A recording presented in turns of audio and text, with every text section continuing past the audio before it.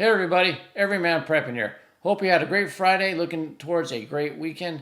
And before we go into how the wars are spreading from the European continent, from Ukraine and Russia into Africa, the Middle East, the Asia Pacific area, before we get all that, I want to talk about some domestic issues, some domestic stories we need to hit before heading over there. And one of the most important ones is the giant fires, the devastating fires that went through Maui and through the Lahaina district or historic town.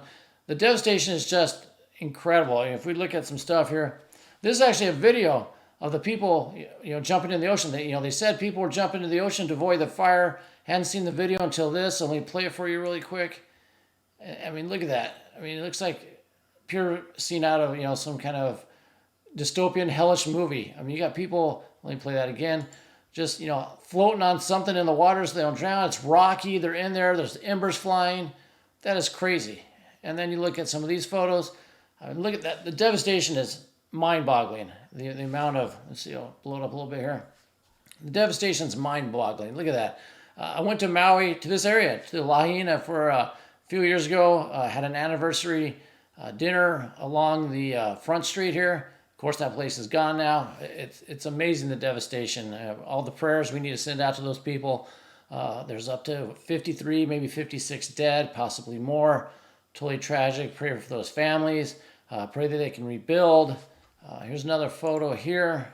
I mean, you got one little place structure here that survived, but the utter devastation is quite remarkable. What happened there?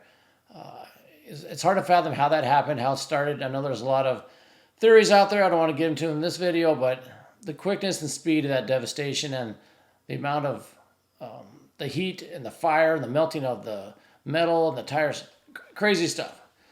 So prayers out to all those people. And this kind of leads me into, and I talked about, hopefully they can rebuild, into another article here that I want to talk about. And before we get into this article, I want to thank everybody for hitting that like button right now. Also sharing and putting a comment down below with your thoughts, or just saying hi or hello or whatever you want to say. Really helps out. I really appreciate it.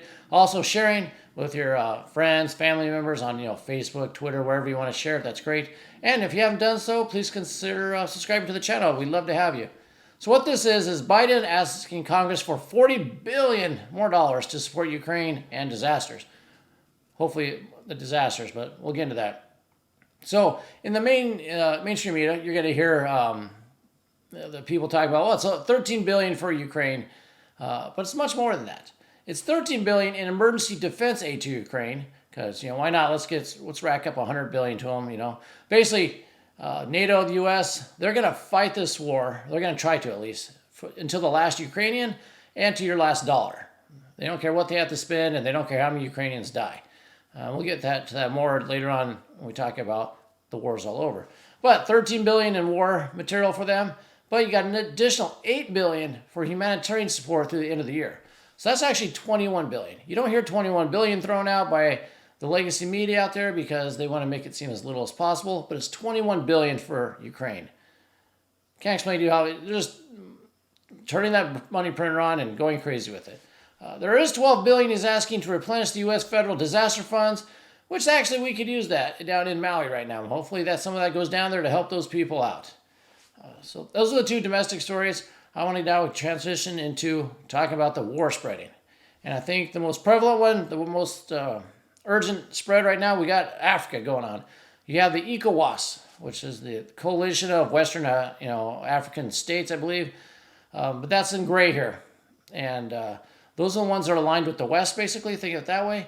And the ones in red are the countries that are supporting Niger, and they're mostly aligned with Russia. Imagine that. We have basically another proxy war between the West and Russia now in Africa. So you have Guinea, Burkina Faso, Mali, and Niger all aligned, basically, like I said, siding with Russia. And you have Nigeria, which is the largest one in ECOWAS, Ghana, Togo, Liberia. You can see on the screen there, all those.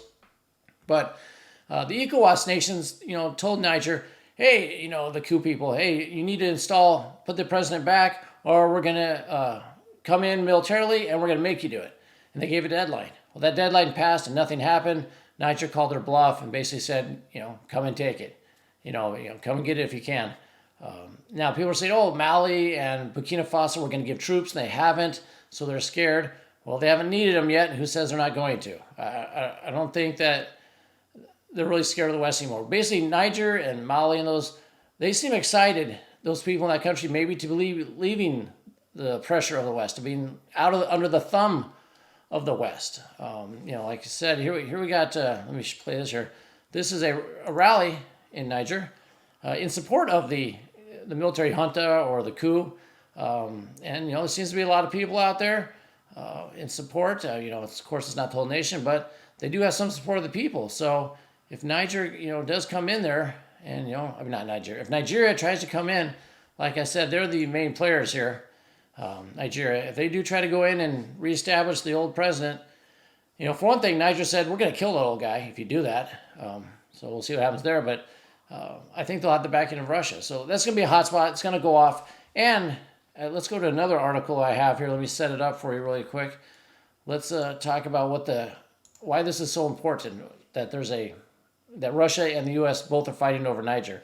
Well, we see here, a Russian study shows that a generalized conflict in Africa, that Nigeria's defeat will bring disaster for the West. The war will dismantle the EU energy pipeline. So it's all about energy, a lot of it. There's a pipeline that's going to go through Niger and going to go to the coast through Libya, I believe, and it's going to feed oil to, maybe natural gas even, to the EU. If Niger stops that because they're, aligned with Russia, EU is going to suffer. And as we can see here, let me highlight it here while we're talking really quick. In the event of a defeat for Nigeria and a victory for Niger and the pro-Russian coalition, the EU would have suffered an unprecedented energy disaster. This is according to a Russian analyst, so take that with a grain of salt, but that's what's coming out. And then we have here that the pro-Western coalition with Nigeria, ECOWAS, the United States and France, and then there's the pro-Russian coalition of Mali, Niger, Burkina Faso, Guinea, Algeria, and of course the Wagner people. So that's who's fighting here. It's just not over, they're fighting over the sand of Niger and all that in that little country. No, it's much bigger. It's going to have to do with energy. And like I said, it'll really hurt the EU. So something's going to happen. Either Nigeria backs down and sees it a loss, and maybe that pipeline energy is lost, or they attack and we have full-blown war there. And we'll see if the U.S. gets involved in that one as well. It's just another boiling point. So let's go on from there. And let's go into this one here. Kim Jong-un, let me pull this up a little bit so you can read it. He fired his top general and orders North Korean military to step up war plans. Now, Kim Jong-un, who he has here in the middle. Here's Papa, here's Dad, here's his grandfather. Got to have those guys. But he fired his general because he wasn't enough of a war hawk. I mean, if you were a general under Kim Jong-un and you're not enough of a war hawk, something's going to happen to you. So he fired him, and who knows what happened to him. And he's going to put in place another guy that's probably pro-nuclear war, pro-everything. So look for more missiles to fly over there. Is North Korea edging closer and closer to doing something to South Korea? I don't know. They obviously need the permission of China probably, but it could be what China's proxy is to, light it up there. So there's a problem on the peninsula, which leads to them having a little bit of freedom towards Taiwan. And in preparation of this, we've seen this probably, it's happened a few days ago, South Korea, they're setting a nationwide civil defense drill, citing the North's provocations. So what's going to happen? Well, they're going to require most of the country's 51 million residents to practice evacuating 2 shelters to underground safe spaces during the 20-minute exercise. So you're not doing this with 51 million people unless you think it's got a high chance of probability of happening. That's a lot of logistics, a lot of money, a lot of time. So if you're doing a countrywide drill, and it's on August 23rd, same time the BRICS meetings are going on. End of August, things are going to, like I said, get a little spicy, I think. So huge drill from South Korea, preparing for North Korea to do something. North Korea just fired their not too dovish general, so there's going to be more hawkish general in there. So keep an eye on that. And what else? Let's go on to this next one here. We're going to move into Ukraine, Russia, all that. So Russia's on fire. This, as it says here really quick, I just threw this up here really quick. It says another fire, mystery fire strikes near Moscow. This time it's near Putin's residence. All kinds of fires over there. Drones going into Moscow, towards airports, towards Crimea, all that stuff. But I think that's all happening because Ukraine is really lost this counteroffensive. They're really not doing so great. As this article here points out, Ukraine counteroffensive reports small gains against a strong resistance.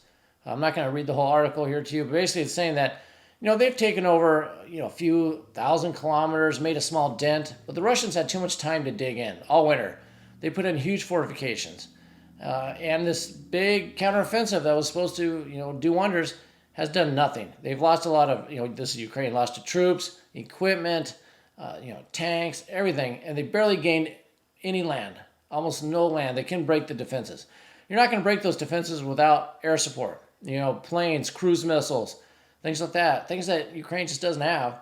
And at this point, is Ukraine need to basically look for how they're going to go to a peace deal on this. They say they're not.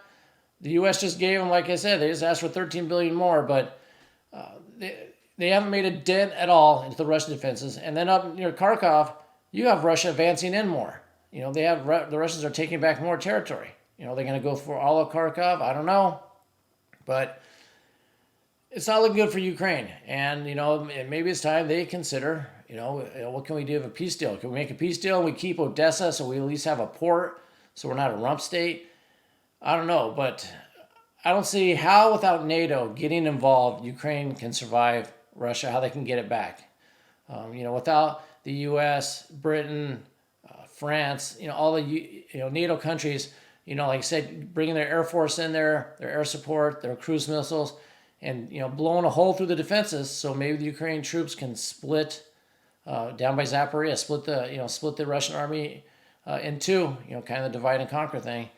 Yeah, I don't see much hope for Ukraine, but like I said earlier in the video, they're going to fight, looks like, to the last Ukrainian and to the last U.S. dollar. And speaking on that, we have the U.S. Army is increasing the production of artillery shells. The Russian artillery is just devastating Ukraine. And, Ukraine's using a ton of artillery, and they need more. So what it has is, we're spending billions of dollars, as you can see here. But the U.S. is going to expand the 155 millimeter artillery production, currently at 14,000 rounds a month, to 24,000 by the end of the year. And they want to get up to 85,000 in 5 years. They better do it before 5 years. 5 years is way too long. Ukraine's not lasting that long. You're going to have things pop off in the Middle East, Asia Pacific. We're not going to last 5 years, at this low production rate. They need to pump it up. I know Russia can do a lot more than we can right now, but you see, they do expect the war to go on and to get worse because they're expanding, production of all that stuff you need. And to make matters worse, you have Zelensky announcing he's purging all the military recruiters. You're hearing stories that they're recruiting 16 and 17-year-olds, taking guys off the streets. If you're having to do that, you're not winning a war. You're scraping the bottom of the barrel. I know there's millions of people over there in Ukraine, but how many are able-bodied fighting men that want to fight, that still believe in the fight? They're having problems. So if you're doing this, it's another bad sign. Which leads to the next story. Poland.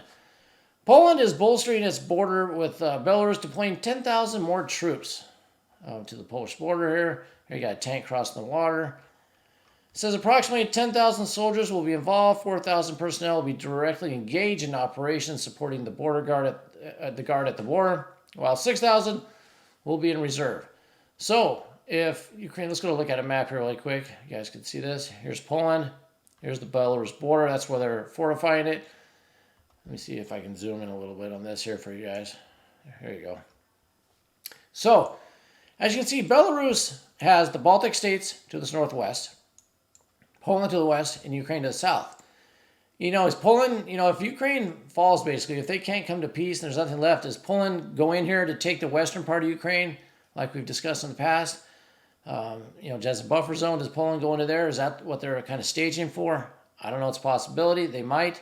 If they do that, Belarus is surrounded on basically three sides by NATO. Like I said, you have the Baltic states, Latvia, Lithuania, which is northwest. Poland would be to the west and to the south then. Depends how far they go, even all the way to Kiev. I'm not sure Belarus would be up for that. Maybe they go into attack. Maybe they get the Russians to do it. Belarus has nukes now. They pop one of those off to stop the Polish advance. I don't know.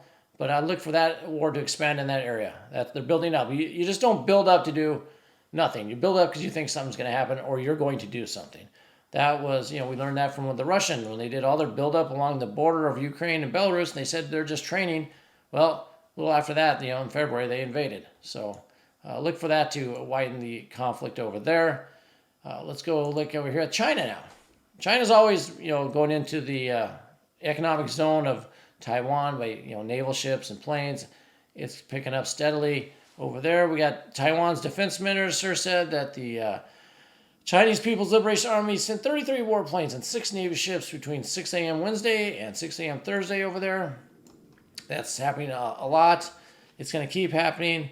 Like I said, with the distractions that the U.S. is, in Africa, Ukraine, and then you have it, you have to worry about, what's going on in Poland and all that. And so, the North Korea into South Korea leaves a lot of space now for China, to prime opportunity to go after Taiwan.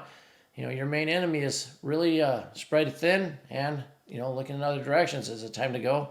Could be. So look for that, happening maybe by end of the year. I don't know. Could be, but, that's happening. Let's not forget the Middle East. Let's not forget, over there what's going on with Israel and Iran. And what's going on between those two. Israel threatening Lebanon with destruction, based on Hezbollah and all that. Iran also, the U.S. is putting troops on ships because Iran's seizing them. Just coming out recently, though, you've got the current administration trying to do a deal for some U.S. prisoners with Iran to give them like $6 billion of their money that we're holding in exchange for some prisoners. And they're throwing in their nuclear talks. That's not going to happen. They're going to keep their nuclear. They're developing their nuclear weapons. They're not going to stop it with that. Why are we paying them $6 billion? We're not paying them. It's their money that's been held in sanctions, but why let them have it? They're just going to use it to fund their weapons program in exchange for these prisoners. Makes no sense, but I could definitely see the current administration doing it. Israel, not going to like that either. One day Israel's just going to decide, what? We can't let Iran get any further into this, and we're going to go take out what we need to take out. Which, of course, if Israel gets involved, the U.S. is involved. As you can see, the United States is spread really thin, and we're no longer the superpower that can police the world.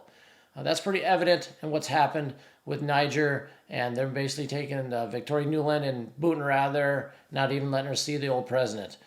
The dollar crashing, it's losing its respect, and no petrodollar.